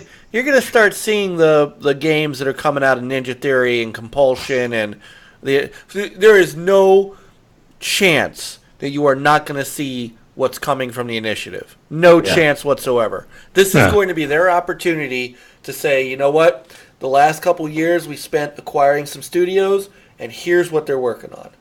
Mm-hmm. Yeah. It's exciting to see the type of people, developers, the talent that they're acquiring from multiple studios that have been successful. Right. I mean, that's a good thing. And that's what you want to hear and see. So... I mean, it's a lot of excitement, but, you still need to see what they... No, of course. Yes, you do. Come up with. Yes, you do. And that's what E3's for. Yeah. When these developers, that's what they do. They work hard throughout that year to try to get everything going, and have something together so they can show it off the big stage. Mm-hmm. Well, or at least the semi-big stage for the you? semi-big stage, but still big stage. Yeah. The diminishing stage. So, all right. Man, we still managed to go 2 hours. That's impressive, boys. Yeah. That's We impressive. try. But We got about 25 more minutes if you want to hear the stain clock again. nah, Yeah, no. a long weekend ahead of me. Yeah. So tomorrow night, Saturday, I'll be busy. Sunday's my anniversary with my wife. All right. Yeah. Oh, nice. Anniversary. 17 years. 17 awesome But at the years. same time, me and my wife, our anniversary. Yeah, I is think coming up too. we talked about it. Yeah. Yeah. Ours is Sunday, May 26th. So, 17 years of my awesome life. 3 kids later. Congratulations. Sitting down here, talking about video games at 45 years old. I love Still it. talking games. That's awesome. Damn right. Yeah. Hey, We're gaming and talking games till the this end. is why we're still married, because our wives accept us who we are. We love them, we take care of them, and in return, they allow us to game. Yeah. Remember that, all you young people, Annihilator, all you young bucks out there. Uh-huh. Take care of the girlfriends and wives. If you want to get I don't know. My wife always says, like, you're addicted to games. It's like, why? Because I play every night? Yes. Well, you watch TV every night. Mm-hmm. You know? It's a difference. It's just a form of entertainment. Right. You mean you don't want to watch Hallmark with your wife? Well, we watch. I will say the good thing is my wife and I have some very interesting and similar tastes. So we've got to go back and binge watch all the 90 Day Fiance we missed. Yeah, me and the wife do too. We have our shows. So We do. you guys did you guys into Game of Thrones? Didn't watch a single episode. I'm sorry. Yeah, I can't talk to y'all then. All right, Jeff. Jeff's leaving the chat. Hey, Jeff. All Good right. brother. So Sleep good night, tight. brother. So, aww. My wife hated video games. Just Right, Coop. she's along my Hey. Aw. What are you insinuating? That I need to find a new one, or just get rid of her? I get that side wife that likes video games. Hey, I had an ex-girlfriend who I took care of business. Let me tell you, I'm not going to go into full detail, but I took care of business, right? And she would fall asleep. and at the time, I was born with a PC gamer because I had a nice little gaming rig from Gateway. And, anyways, so I would get up because I'm still awake. I still get, I still can win, right? And so I go jump on and play some games, and then when she noticed that I was doing that, she like got all pissed off. I'm like, what? What? I'm sorry. I'm still stuck on I took care of business first, and I went to play PC games. Yeah, but I mean, I was still young. I was still in my 20s. I'm like, what? You're asleep. We did the deed. You should be happy and satisfied. Okay, I'm not tired. I want to go. I'm a man, baby. I'm a man. And it's like I'm gaming while everybody's asleep. What's wrong with you? God. So that's why she's the ex. That's right. So, that's why I never married her. Oh my goodness. So, hey, that's old school gamers. We've been through a lot. That's right, man. We laid it down and then we played it down. Yeah. Yeah. We had a lot of RAM going on. Holy shit. That is a great time to Hey, we're adults here. That's right. It's after 11:30. It is cable time. We're okay. Cable time. Oh my god, a lot of RAM and a lot of RAM. Wow. Laid it, then played it. Yep, laid it and played it. Laid it down and played it down. Yeah. Oh, my wife didn't hear me. Oh my goodness, my wife thankfully doesn't watch this show. So, all right, she's asleep. She's taking the boy is going on. The oldest boy is going on his final band trip to Hershey Park. So that Oh, that is 5 a.m. for both of them. Ooh. Yeah, I did that trip last year. It was fun, but man, it was tiring. So I got to get up with the other two, and then I got to go and 2 nights. I got synagogue tomorrow night, and then band gig Saturday afternoon, Wow. and then relaxation Saturday night, and then anniversary on Sunday, and then kind of hanging out on Monday. So it's gonna be a nice weekend. Are you guys off Monday, or are y'all still at the work? So our company is open, but I have staff that work that day.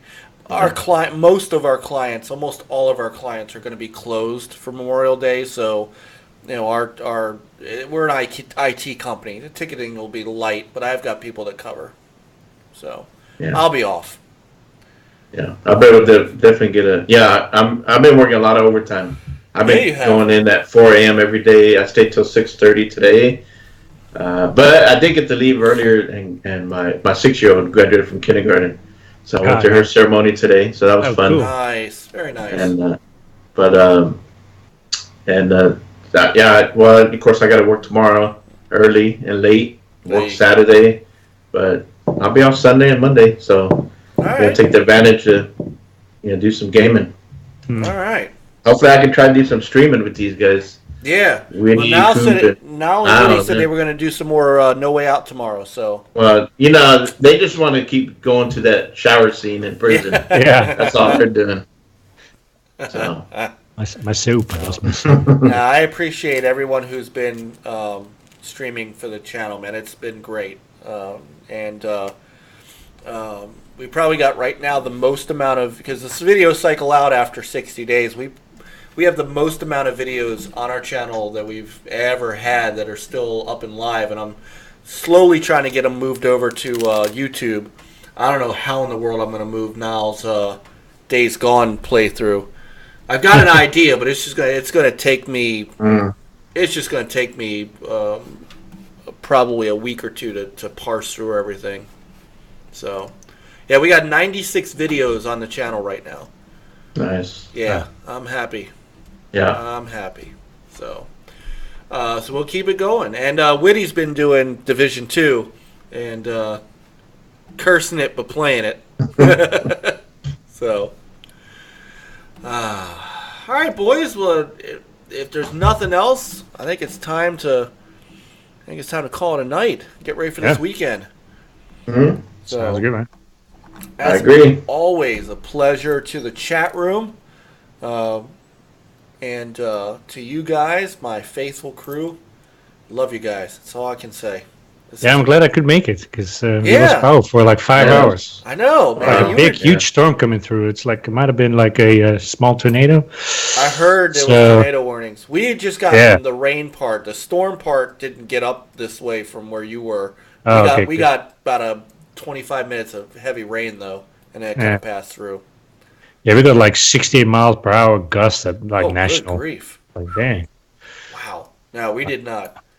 But I'm glad, man, because it was like 8 o'clock, and you said, lights back on, let's go. Yeah. So I was like, well, shoot. All right, let's do this. Let's do it. Well, maybe we're not. It doesn't look like we're going to have a show, and then all of a sudden, okay, cool. Now I was surprised the power came back on, because they didn't give us any estimate of, so we didn't even know they were working on it, and then all of a sudden, like, the lights came back on. Yeah. See? Monster, you need to sacrifice like I did that one day, and I had to do the show on my phone, and use up your data. Come on. Right. You can sacrifice. I have unlimited data, but yeah. Right, but without power, he'd lose. His battery would wear down, and then he'd be done. Yeah. So, now I appreciate you guys, and I'm glad we got this in tonight. Mm-hmm. So, good stuff. Yeah. So, well, it's been fun, everybody. Thank you for joining us tonight. We will see you next Thursday. Hopefully, the gaming news will pick up a little bit. And then just once again, don't forget that on the 6th, the following Thursday, we're going to have a great pre-E3 show with Worrywart and Sean Foster and Peter and Chris. And we're gonna just talk about E3, swap some stories. Kind of, I'll throw up some pictures of the good old days, what Sean and I looked like when we were younger. Might throw some Booth Babe pictures up. We'll have to see. The internet's an unkind place to be these days. So, we might get in trouble, but I might throw a little one or two up there. And nowadays you cannot just have Booth Babes. You have to have Booth Boys. What do you go? Well, there were. Yes. I will show you the picture of the poor Gizmodo DJ. Oh my, Gizmondo DJ. Trust me, they were there. They just, they were in the backseat back then. So I got some great pictures to show you guys. Cool. But can't wait. Yeah, so we'll have that, and then of course once again Sunday the 8th at I think it's 4:00 Eastern Standard Time is the Microsoft conference. We will be streaming live, and then the Bethesda conference at 8, something like that. We'll get you the times. Don't worry. Yeah. But guys, great night. Great night. So everybody have a great weekend. Have a very safe Memorial Day weekend. This is a solemn weekend too. I know everybody barbecues and stuff, but let a veteran family know that you appreciate the sacrifice of their family member, whether it's a parent or a child that lost their life in the line of service. Let them know we appreciate it. So everybody have a great Memorial Day weekend, and we'll see you next Thursday. And play on, gamers.